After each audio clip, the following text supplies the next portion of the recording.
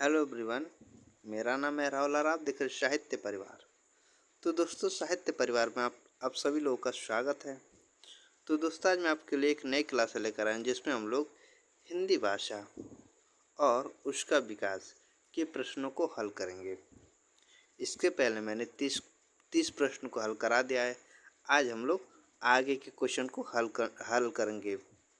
ठीक, जैसा कि आप लोग को पता है कि एग्ज़ाम आने वाला है, तो उसी को देखते हुए यहाँ पे क्वेश्चन को रखा गया है जो एग्ज़ाम के लिए बहुत ज़्यादा महत्वपूर्ण है। तो बिना देर करते हुए चलिए हम लोग शुरू करते हैं क्वेश्चन। देखिए, क्वेश्चन को शुरू करने से पहले मैं आपको बता देता हूँ कि इसी पर हम लोग जो है कहानी, जो हमारे यूनिट 7 में कहानी सिलेबस लगी है, तो हमारे सिलेबस में जितनी भी कहानी लगी है धीरे धीरे मैंने उसमें से 6-7 कहानी को करा दिया है। आप लोग चाहेंगे तो उस क्लास को भी देख सकते हैं। ठीक, और इसके पहले मैंने कुछ महत्वपूर्ण उपन्यास भी कराए हैं, तो आप लोग प्लीज़ उसको भी देखिएगा। तो देखिए, चलिए शुरू करते हैं। क्वेश्चन नंबर 31 से लिखा है कि हिंदुस्तानी भाषा का रूप क्या है। क्वेश्चन नंबर 31 में लिखा है कि हिंदुस्तानी भाषा का रूप क्या है। ए संस्कृतनिष्ठ, बी हिंदी उर्दू मिश्रित, सी दक्षिणी हिंदी और डी ब्रज अवधि का मिश्रित रूप। हिंदुस्तानी भाषा का रूप क्या है, क्वेश्चन नंबर 31 में लिखा है। तो देखिए, ये हिंदुस्तानी भाषा का रूप है वो क्या है, तो वो है हिंदी उर्दू और मिश्रित। ऑप्शन बी सही है 31 का। देखिए, नेट दिसंबर 2019 में पूछा गया क्वेश्चन है। क्वेश्चन नंबर 32 में लिखा है कि ग्रिम नियम का संबंध किससे है। ए स्वनिम विज्ञान, बी बोली विज्ञान, सी अर्ध विज्ञान और डी कोश विज्ञान। क्वेश्चन नंबर 32 में लिखा है कि ग्रिम नियम का संबंध किससे है, तो इसका आंसर हो जाएगा ऑप्शन ए स्वनिम विज्ञान से। क्वेश्चन नंबर 33 में लिखा है कि निम्नलिखित में से अर्ध स्वर कौन सा है, मतलब कि इनमें से अर्ध स्वर जो है कौन सा है। ए में लिखा है कि य, बी में प, सी में छ और डी में ज्ञ। तो इनमें से अर्ध स्वर कौन सा है। तो 33 का आंसर हो जाएगा ऑप्शन ए य। यह जो है वो अर्ध स्वर है। क्वेश्चन नंबर 34 में लिखा है बोली का लघुत्तम रूप क्या है, मतलब कुछ पूछ देगा क्वेश्चन में बोली का लघुत्तम रूप क्या है, चाहे एग्जाम में आ जाएगा कि बोली का लघुत्तम रूप क्या है। यहाँ पर पूछा भी गया था 2009 में। ए में है व्यक्ति बोली, बी में उपबोली, सी में सहायक बोली और डी में है वर्ण। 34 का आंसर क्या होगा, तो 34 का आंसर हो जाएगा ऑप्शन ए व्यक्ति बोली जो है वो लघुत्तम रूप है, बोली का लघुत्तम रूप है। ऑप्शन ए से 34 का। क्वेश्चन नंबर 35 में लिखा है कि निम्नलिखित में से कौन द्रविड़ परिवार की भाषा है। ए उड़िया, बी बंगला, सी असमिया और डी कन्नड़। मतलब कि इनमें से कौन द्रविड़ परिवार की भाषा है। तो 35 का आंसर क्या होगा, इसका आंसर हो जाएगा option D Kannada. Question number 36 में लिखा है कि किस क्षेत्र की बोली को काशिका कहा गया है। ए पेशवाड़ा, बी आरा भोजपुर, सी बनारस और डी मगध। क्वेश्चन में है कि किस क्षेत्र की बोली को काशिका कहा गया है। तो 36 का आंसर क्या होगा, तो देखो 36 का आंसर हो जाएगा ऑप्शन सी बनारस। क्वेश्चन में पूछा गया काशिका, मतलब बनारस को काशी भी कहा जाता है। तो आपको इस क्वेश्चन से भी पता लगा लेना चाहिए था कि किस क्षेत्र की बोली को काशिका कहा गया है, तो वो आपका आंसर सही हो जाएगा कि बनारस को। बनारस लगभग में हमारे यहाँ से 100 किलोमीटर करीब है। बहुत ही अच्छा शहर है, बहुत ही अच्छा क्षेत्र है। आप लोगों को देखना चाहिए अगर आप इसके आसपास के हैं तो। क्वेश्चन नंबर 37 में है कि भाषा की लघुत्तम स्वतंत्र एवं सार्थक इकाई को क्या कहते हैं। देखिए ध्यान से सुनिएगा कि भाषा की लघुत्तम लघुत्तम स्वतंत्र एवं सार्थक इकाई को क्या कहते हैं? ए वर्ण, बी वाक्य, सी शब्द, डी ध्वनि। तो 37 का आंसर क्या होगा? तो 37 का आंसर हो जाएगा ऑप्शन सी शब्द। जो भाषा की लघुत्तम और स्वतंत्र एवं सार्थक इकाई को शब्द कहते हैं। यहाँ पे शब्द ही होगा।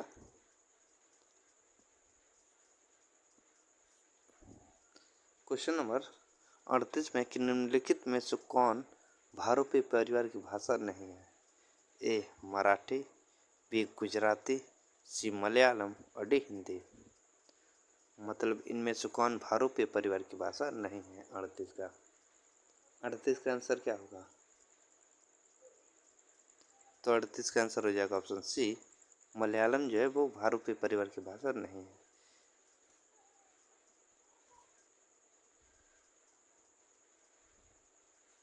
यहाँ पे भी हो जाएगा option C Malayalam. Question number 39, संविधान की 8वीं अनुसूची में कौन सी भाषा शामिल नहीं है? मतलब संविधान की जो 8वीं अनुसूची है उनमें से कौन सी भाषा शामिल नहीं है? ऑप्शन में से कौन सी भाषा शामिल नहीं है? ए बोडो, बी मैथिली, सी भोजपुरी और डी डोगरी। मतलब जो संविधान की 8वीं अनुसूची है उनमें कौन सी भाषा शामिल नहीं है? तो देखिए भोजपुरी जो है वो संविधान की 8वीं अनुसूची में शामिल नहीं है, तो इसीलिए 39 का ऑप्शन सी हो जाएगा। यहाँ पे भी सी होगा। ठीक, 2-3 मतलब रह गया था, उस मतलब लग रहा है कि मिस्टेक हो गया है, तो इसीलिए आप लोग मतलब कि आप लोग को कोई दिक्कत नहीं होगी। जो हम आंसर बता रहे हैं वो सही है। क्वेश्चन नंबर 40, कुछ क्वेश्चन के बाद चल के यहाँ पे फिर आंसर भी दिया है, ठीक ना। क्वेश्चन नंबर 40 में लिखा है कि बिहारी उपभाषा वर्ग के अंतर्गत कौन सी बोली नहीं आती है? जो बिहारी उपभाषा वर्ग के अंतर्गत कौन सी उपबोली नहीं आती, कौन सी बोली नहीं आती है? ये भोजपुरी, बी बुंदेली, सी मगही और डी मैथिली। 40 का आंसर क्या होगा? तो 40 का आंसर हो जाएगा ऑप्शन बी बुंदेली। ये बुंदेली जो है वो बिहारी उपभाषा वर्ग के अंतर्गत बोली नहीं है। ये राजस्थानी बोली के अंतर्गत लोगों में आती है।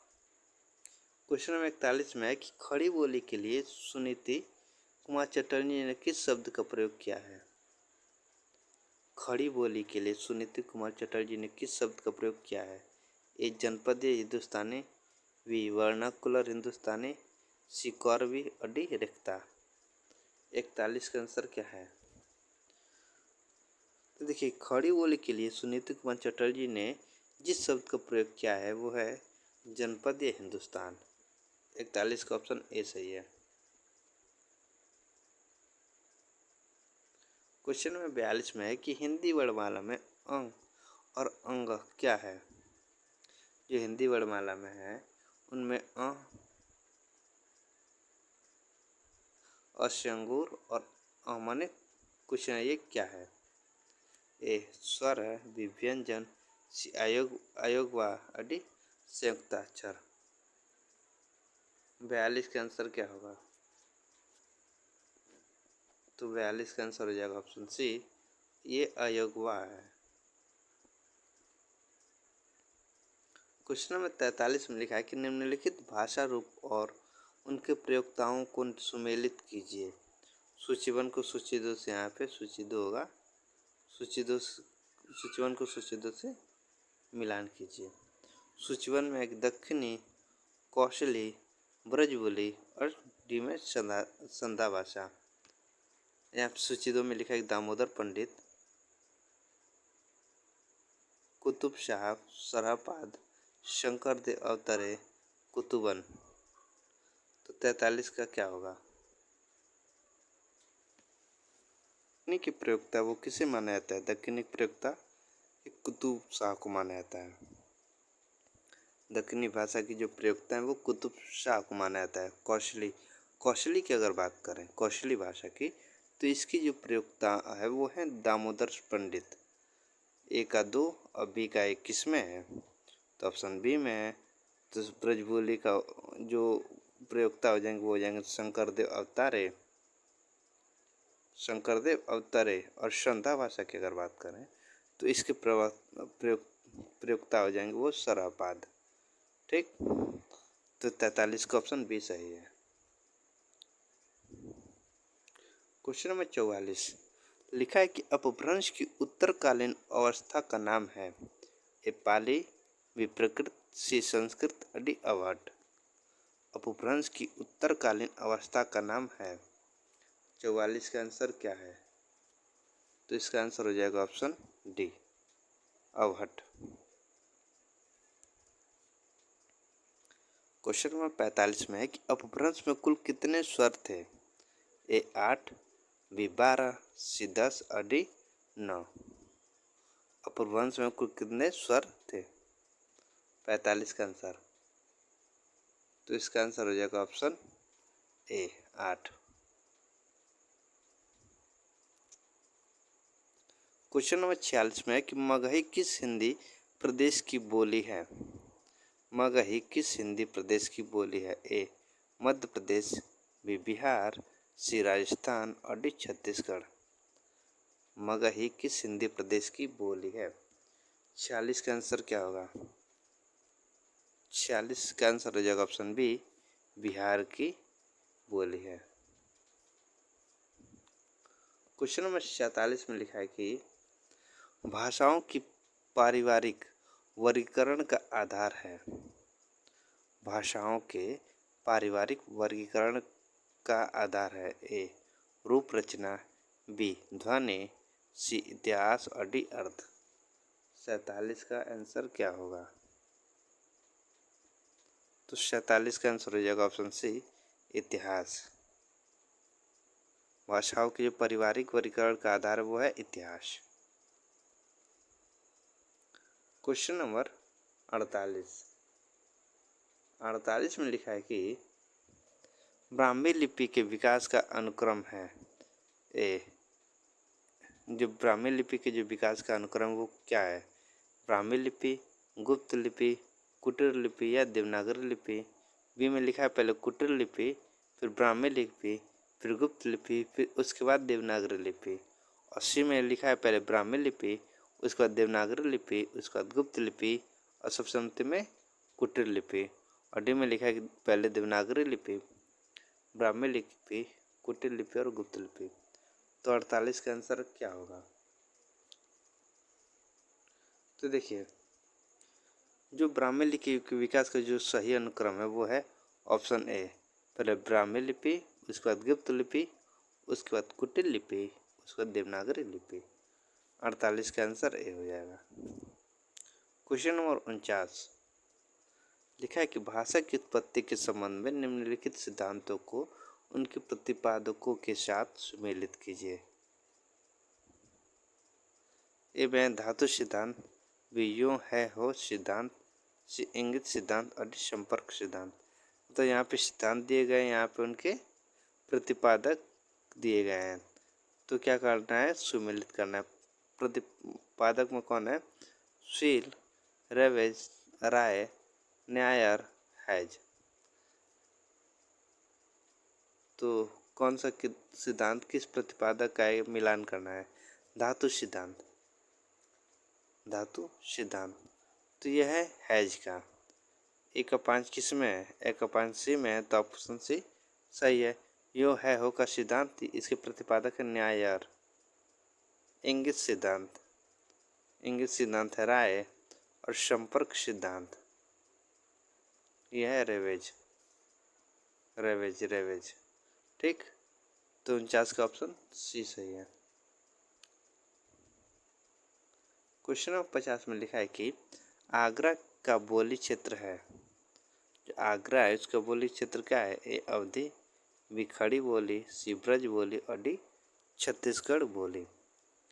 क्वेश्चन नंबर 50 का क्या आंसर होगा? तो देखो जो आगरा का बोली क्षेत्र वो है ब्रज। ऑप्शन सी सही है 50 का। ठीक,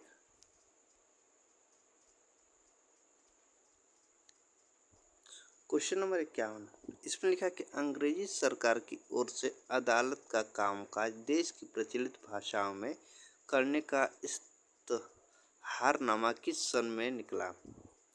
ए सन 1816, बी सन 1826, सी सन 1836 और डी सन 1946। 51 का आंसर क्या है? तो देखो, अंग्रेजी सरकार की ओर से अदालत का जो कामकाज देश की प्रचलित भाषाओं में करने का इस्तेहारनामा जो निकला था वो निकला था 1836 में।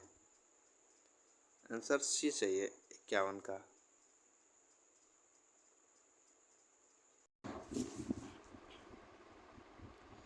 क्वेश्चन नंबर 52 में लिखा है कि डॉक्टर सुनीति कुमार चटर्जी के अनुसार पूर्वी हिंदी आधुनिक भारतीय आर्य भाषाओं के किस वर्ग में आती है? ए उदीच्य, बी प्रतीच्य, सी मध्य देशीय और डी प्राच्य। मतलब कि जो डॉक्टर सुनीति कुमार चटर्जी हैं उनके अनुसार जो है पूर्वी हिंदी वो आधुनिक भारतीय आर्य भाषाओं की किस वर्ग में आती है? 52 का आंसर क्या होगा? तो देखिए, इसका जो आंसर हो जाएगा वो हो जाएगा ऑप्शन डी प्राच्य। क्वेश्चन नंबर 53 में डॉक्टर धीरेन्द्र वर्मा ने वैदिक ध्वनियों की संख्या मानी है। डॉक्टर धीरेन्द्र वर्मा ने जो वैदिक ध्वनि है उनकी संख्या कितनी मानी है? ए 13 स्वर 38 व्यंजन कुल मिला के 51, बी में है कि 12 स्वर और 34 व्यंजन टोटल 46, सी में है कि 15 स्वर और 41 व्यंजन टोटल है 56 और डी में है कि 14 स्वर 36 व्यंजन और कुल मिलाकर मानिए 50। तो डॉक्टर धीरेन्द्र वर्मा ने वैदिक ध्वनि की संख्या कितनी मानी है? तो देखिए, इन्होंने माने कि 13 स्वर और 38 व्यंजन टोटल 51 ध्वनियों की संख्या मानी है। 53 का। क्वेश्चन नंबर 54 में लिखा है कि निम्नलिखित रचनाओं को उनकी भाषा के साथ सम्मिलित कीजिए। यहाँ पे मतलब रचना का नाम, यहाँ पे भाषा का नाम, मतलब कौन सी रचना किस भाषा में लिखी गई है। कवितावली, पृथ्वीराज रासो, मतलब कि रचना में कवितावली है, पृथ्वीराज रासो है, बरवेनाई का भेद है और अमीर खुसरो की मुकरियाँ हैं। भाषा कौन कौन सी दी गई है? ऑप्शन में पिंगल है, ब्रज है, खड़ी बोली है, अवधी है और भोजपुरी है। तो 54 का आंसर क्या होगा? 54 का आंसर क्या होगा? देखिए, ये जो कवितावली है वो है ब्रज भाषा में, एक का दो वो क्या है, वो ब्रज भाषा में है। पृथ्वीराज रासो यह है पिंगल भाषा में। और बरवेनाई का भेद अगर इसकी बात करें तो ये है अवधी में। बरवेनाई का भेद ये अवधी में है और अमीर खुसरो की मुकरियाँ ये जो है इसका है खड़ी बोलियों में। तो एक का दो, बी का एक और सी का 4। एक का दो, बी का एक, सी का 4।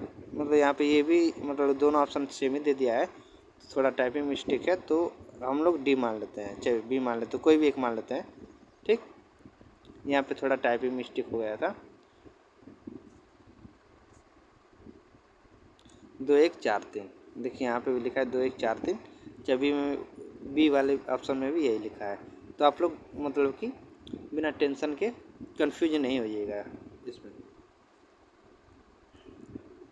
क्वेश्चन नंबर 55 में है कि सिंधी भाषा का विकास किस अपभ्रंश की किस बोली से माना जाता है? जो सिंधी भाषा का जो विकास है वो अपभ्रंश की किस बोली से माना जाता है? ए ब्राचन, बी पैसाची, सी मागधी और डी अर्धमागधी। 53 का आंसर 55 का आंसर क्या होगा? देखिए, जो सिंधी भाषा का जो विकास है वो अपभ्रंश की जो बोली है वो प्राचंड बोली से मानी जाती है। ऑप्शन ए सही है। 55 का ऑप्शन ए सही है। 56 है ये। क्वेश्चन नंबर 56 लिखा है कि इनमें से कौन सी भाषा भारतीय संविधान की 8वीं अनुसूची में नहीं है? ए डोगरी, बी संथाली, सी बोडो और डी भोजपुरी। देखिए, ये वाला क्वेश्चन पहले भी आ चुका है। इनमें से कौन सी भाषा भारतीय संविधान की 8वीं अनुसूची में नहीं है? तो भोजपुरी जो है वो भारतीय संविधान की 8वीं अनुसूची में नहीं आती है, तो इसीलिए 56 का आंसर हो जाएगा option D. Option D. Question number 57, इनमें से किस शब्द में उपसर्ग नहीं है? ए अपमान, बी अपराध, सी अपयश और डी अपमति। इनमें से किस शब्द में जो है उपसर्ग नहीं है? तो देखिए अपमति में जो है वो उपसर्ग नहीं है। 57 का ऑप्शन डी सही है। आप लोगों को तो मतलब कि उपसर्ग और प्रत्यय के बारे में पता ही होगा, तो इसीलिए ज़्यादा मतलब कि उसमें समय ना गवाते हुए डायरेक्ट हम लोग आंसर बताते चल रहे हैं। क्वेश्चन नंबर 58, निम्नलिखित कवियों को उनकी जनपदीय भाषा से सुमेलित कीजिए। ए जगदीश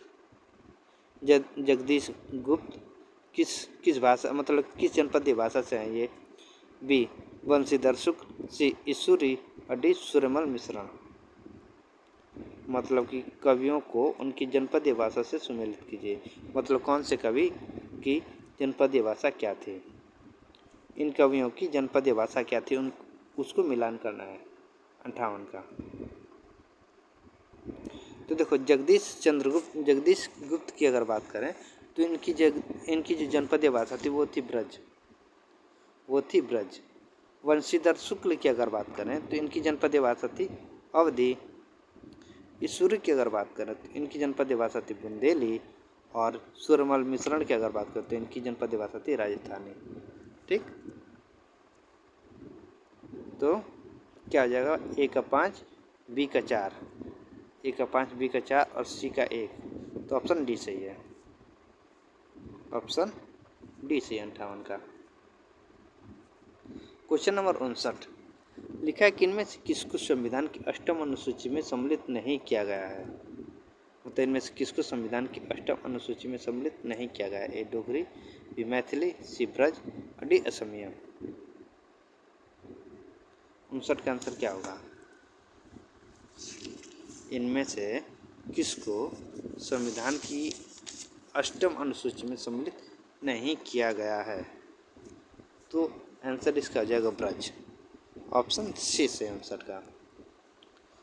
और आज का लास्ट क्वेश्चन है कि भारोपे परिवार की भाषा नहीं है। भारोपे परिवार की भाषा नहीं है। ए केल्टिक, बी इतालिक, सी जर्मनिक और डी सियोयन। इनमें से कौन भारोपे परिवार की भाषा नहीं है? तो देखो सियोयन जो है वो भारोपे परिवार की भाषा नहीं है, तो इसलिए ऑप्शन डी सही है, सियोयन। तो ये थे आज के 30 क्वेश्चन। अगर अच्छा लगा तो प्लीज़ आप लोग लाइक करिएगा, सब्सक्राइब करिएगा। मैं आप लोगों के सामने एक ऐसे और क्वेश्चन लेकर आता रहूँगा जो आपके एग्ज़ाम के लिए बहुत ज़्यादा महत्वपूर्ण रहेगा। तो आज के लिए इतना ही, धन्यवाद।